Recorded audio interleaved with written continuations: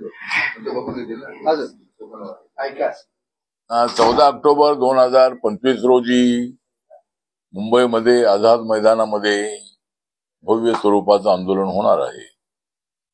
एक तर बिहारमध्ये बोधगया या ठिकाणी महाबोधी महाविहार आहे आणि त्या ठिकाणी 1949चा एक कायदा आहे.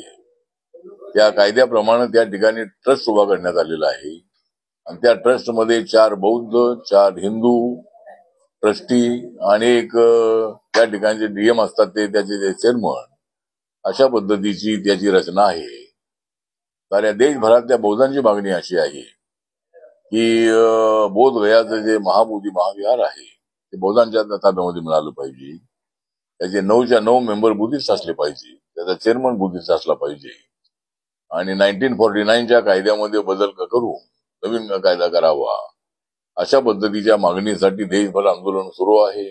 बौद्ध जनतेच्या वतीनं, बौद्ध भिक्खू संघाच्या वतीने आणि त्याचाच एक भाग म्हणून 14 ऑक्टोबर हा आमच्यासाठी अत्यंत अभिमानाचा दिवस आहे. डॉक्टर बाबासाहेब आंबेडकरांनी 14 ऑक्टोबर 1956ला बौद्ध धम्माची दीक्षा घेतली होती आणि हिंदू धर्मामध्ये त्यांना न्याय मिळत नव्हता. त्यामुळं बाबासाहेब आंबेडकरांनी नागपूर मुक्कामी बौद्ध धम्माची दीक्षा घेतली होती. तो दिवस होता 14 ऑक्टोबर 1956. त्या 14 तारखेचं महत्व लक्षामध्ये ठेवून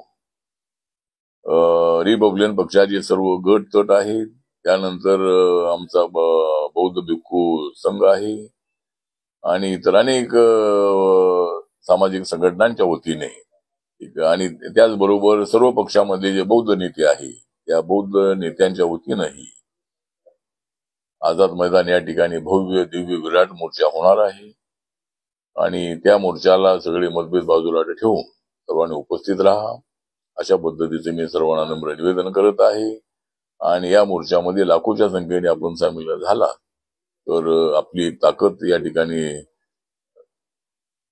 आपल्याला पाहायला मिळेल आणि महाबोधी महाविहाराचा जो प्रश्न आहे हा सुटण्यासाठी त्याची चांगली मदत होऊ शकेल.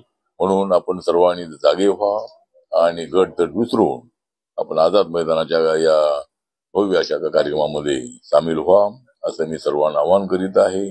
नमो बुद्धाय. जय भीम, जय भारत, जय महाराष्ट्र.